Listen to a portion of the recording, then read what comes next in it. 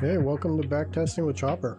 I am currently backtesting MBT. I'm doing a 4 hour to 1 hour. This was my last trade I had on here. We're in March of 2025, and I'm currently running about a 35% win rate on this one. Not my best. Little struggle. I took this trade here it was just a trade I shouldn't have taken. I did not have a clear, strong reversal that I want in my decision making, but I talked myself into it, and it had also just barely missed my take profit down here. Honestly, it would have only been about $100 trade, so it wasn't anything worthwhile, but it was still a loser. I logged it, I recorded it, as I do with all my trades I take. So we're looking at this right now. It has been kind of sideways, slowly dragging its way down to the bottom. This is MBT micro Bitcoin, so typically you'll get a sideways, you'll get a break. You got a sideways, but we got a break down, kind of going down. I'm always kind of long. I always try to think long on Bitcoin, so it's really a bad thing to have for me to have a bias. So I try to get out of the bias. I watch the trade on the 4 hour. I look for a possible setup, and then I drop to the 1 hour to trade it. So this keeps me from over trading. It keeps me from not seeing the big picture. I don't want to just go and look at the 4 hour in the morning and say, oh, okay, the 4 hours doing this. It doesn't give me a full setup. I trade throughout the day. I can take a trade through the day because I trade the 1 hour, so it goes all day. If I don't have a trade set up in the morning and I don't see, the 4 hour looking like it's ready to give me a setup, I will not watch the chart in the 1 hour. I will stay in the 4 hour until I see a setup. It keeps me from over trading. It keeps me focused. I want the 4 hour to look good, and I want the 1 hour to confirm it. So that's where we're at. Let's do some back testing. We'll see how this goes. All right, we are at 1 o'clock almost, so there's not too much time left on this session here. I skip the evenings, one because I swing trade, so it'll let me know how much these gap over the night. It also helps build confidence that I can swing trade. Also, why would I want to take a trade in a time frame that I don't trade? If I'm not going to do it in real life, I don't want to do it at all. So yeah, let's see what happens. Okay, I'm going to jump this to the next morning. What do we got going here? We came back down to this level and are retesting it. And the trend line, we have 1, 2, 3, we have 4 touch points on this trend line. This is a powerful little trend line. This little guy looks like he could break down. I just erased a tighter trend line that kind of runs up against this one. I don't need it. I can see what we got going here. We kind of been crawling up, and now look, we're kind of creating lower lows and stuff and lower highs. I'm almost thinking this could be a breakdown. Let's look at the 1 hour and see what's happening. I need you to get to normal. So on the 1 hour, I'm not seeing anything I like. So I have specifics that I like to see when I'm looking at a reversal. Like this is a great reversal. This, and I call these Twizzlers. I know they all have names, but anything that's in an indecision candle to me is a Twizzler. They all kind of do the same things. I like to see them at the top of the previous candle. I like to see them in line with a support level. want to see them like this, where the body is at the top or slightly above this. That to me is perfect. A little wiki, I love that. But then within 3 candles, I need a candle where the body surpasses the wick of that candle, or the candle previous. So that's the combination of what I'm looking for when I look for my reversals. I have a couple other little ones. You might see them, you might not, but I'm not seeing that here. So I'm not seeing that. I do see this. This is a nice little, we call this walk the line, where it kind of walked the line of a line of Twizzlers going up to bring it down. So let's see what happens when we get closer to the trend line. These are things that I look for, but this is back testing. And so back testing, what we're wanting to do is we're wanting to create our own understanding of price action, our own understanding of market structure, price action, all of that. I have a feeling I need to put this trend line back in. Should not have deleted it. Okay, so we hitting. We got 4 touch point trend line. We got a support resistance level that's been rejected here. I don't mind this little walk the line, this little bump and run motion here. Let's see what happens here. Let's see if I'm correct. I'm gonna get in just the other side of the support line just to see if it holds it. And if I go up here with one contract, I trade a $20,000 account, so 1% for me is 200. I'm at 1%,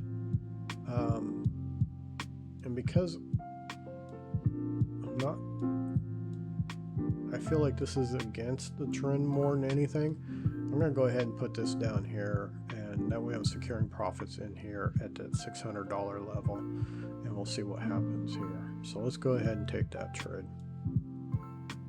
We'll see what happens.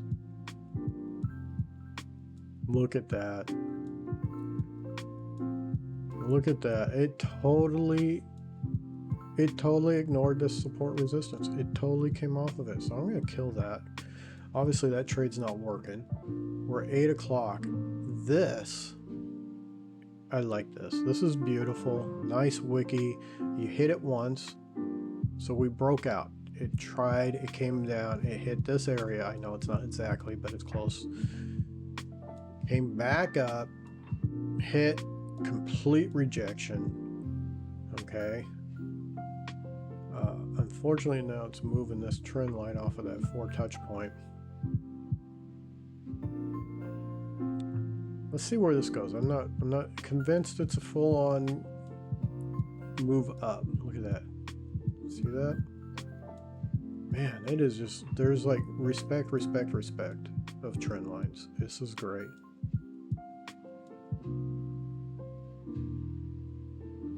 Let's go back. Let's see what the 4 hours looking like.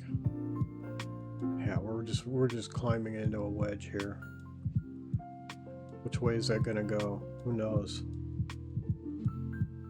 I have no idea. I'm kind of thinking up. I love this. This is where it's come up. You get a 1, 2, 3, and it starts to take off. I'm going to put an entry in right up here at the top of this level here, a buy entry.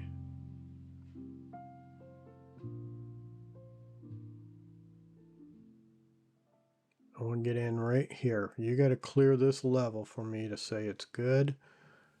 I'm going to put my stop loss down here. Where are we at? 231. We can take that.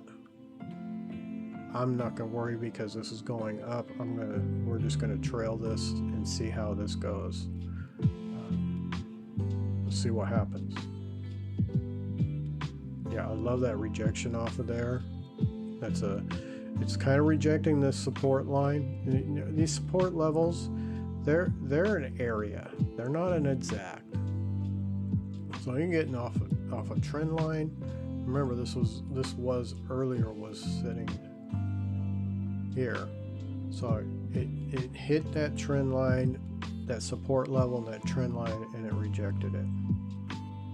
And I like that. I like seeing that. I'm just going to go with one contract. I'm not pushing a 2% on this just because I'm not seeing wholeheartedly things.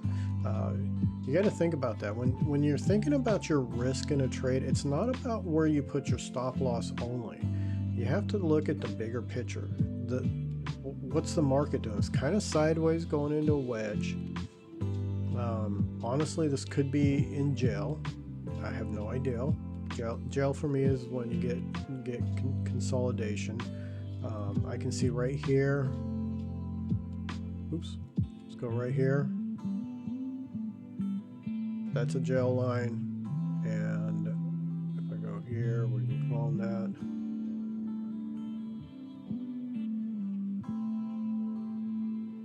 It's pretty much this support resistance level, or it could even be right about in here. So this, you can see right here, we're just kind of bouncing back and forth in here. You know, now that I looked at that,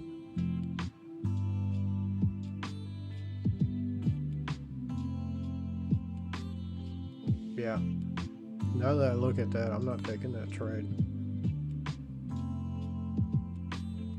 I would rather skip it. That just made this trade way too high risk for me. So let's go and see if I'm wrong. Oh, wait a minute.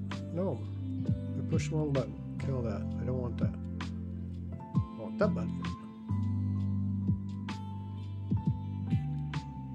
So yeah, this is what backtesting is about. You get to stop, you get to look, you get to go back, you get to figure out what's happening. You kind of have your playbooks figured out, or you don't. We just got a gap up. I'm going to jump to the 4 hour, and I'm going to jump to the next day.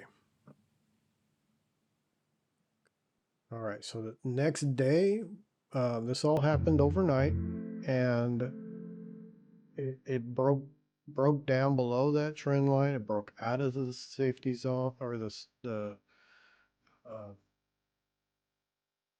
gel. If gel was really right about here, which I feel more comfortable with, so it just broke out of gel. Let's take a look at it in the 1 hour. Look at that drop. Seems like it'd be a good drop, but remember I put my stop here. It was only 200 bucks, so I would have had to get in like up here, and there's nothing there to get into. So, but I can now officially kill this line here. All right, what do we do? What do we got? I see a break of gel and support level, and I see a retest. So I'm gonna move this line to here. I have no steeper support level, but we definitely took a charge down. So for me, I call it gel because the action is criminal. The way it's going, it gets in there, it's just criminal how it behaves, and it's just like back and forth, back and forth, back and forth. You're just like, you know, it's consolidation. I know there's other names for it, but I like to give it names that feel more real to me. So we just hit the first hour of this candle. One thing about gel is it'll break out, and sometimes it likes to go back in. It gets caught because you're not supposed to break out of gel, and it goes back in. So this is a small little trade. I'm gonna hop in on this, and I'm just looking for. Just go with about a 1 to well, about 1 to 1.5. Let's go 200. Can I get 200? Where's 200? I think this is going to be this little pile right here is going to be it. It's 128, about one a little more than that. So we'll go 172. Okay. So I'm going to do that. And I'm doing it because we got this retest on this level. If you notice, I do not have a downward trend line. So unlike Tori's trend line system, I don't have a safety line, but I'm using the gel line as my safety, as my point. This is not per the Tori trend line system, but this does fit my rules. I can do this. So let's see what happens. Oh, let's go.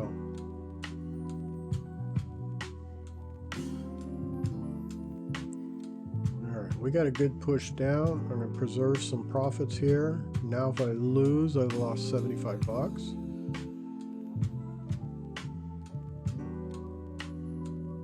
Moving on, one more candle here, and I'm going to go to break even. Yeah, we're going to go just above break even, going above this little guy here.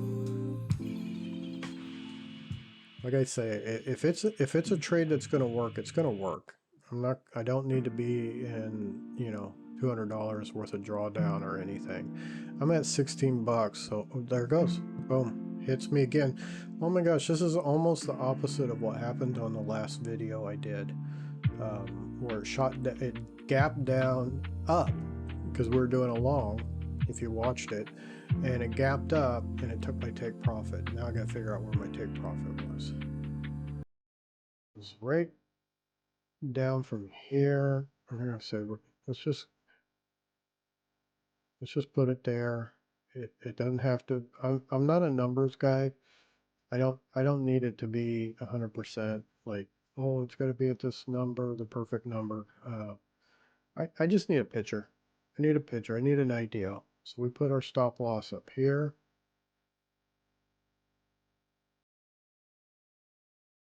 And we had an entry right about here.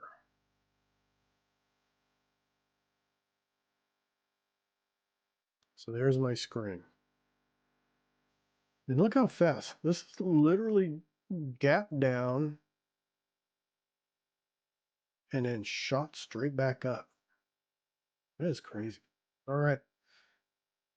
That was a nice tiny little win of 170 bucks. Reason for me, my rules, and I'm only sharing this just so you have things to think about when you're back testing. I'm not telling you this because this is how you should back test. This is not how to trade. This is how to back test. But my rule for going against the trend or anything that seems a little bit more riskier is set a take profit. And I want that take profit to be about 1 to 1.5 of my stop loss. And I'm not going to risk a lot of money. I'm only went one contract. I could have went two contracts, but I don't feel like it's A plus plus whatever, however you grade it. I don't feel confident enough.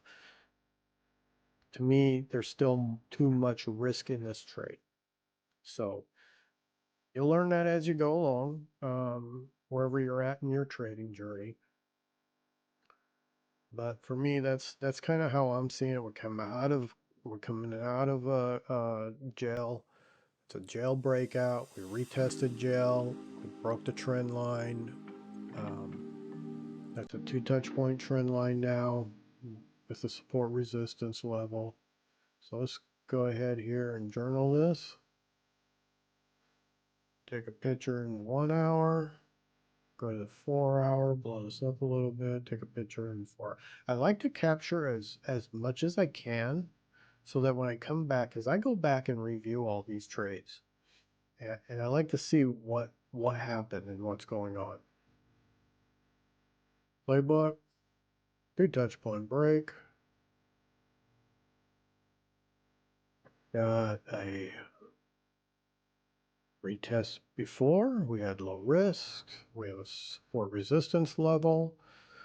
We had a strong candle pull through. It's a bigger candle, pulled through really good, nice and clean. Didn't draw back a lot. We have a clear reversal up here. It's a strong one because you got 1, 2. It jumped up. It's up above the previous candle. I'm telling you, I like that Twizzler up there above it and rejecting off of a trend line or something. We're against the trend, so we took profit at a defined point. We did move the stop loss within 3 candles. I had a retest of support resistance. Oh, I'm in the 4-hour. I gotta look at the 1-hour. So I had a retest of support resistance. I had a reversal off of support resistance.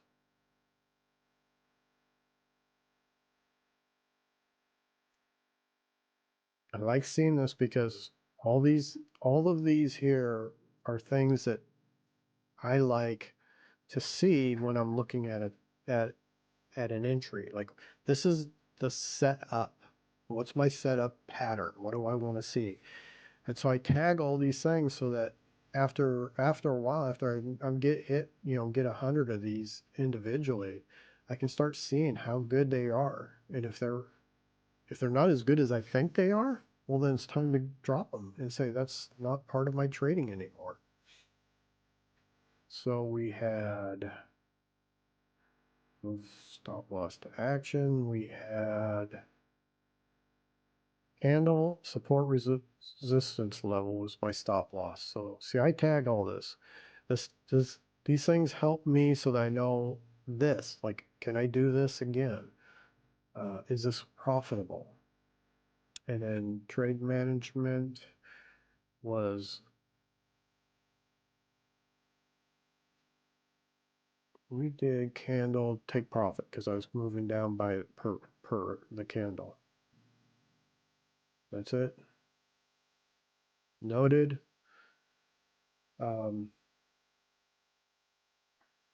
Leave you with this thought.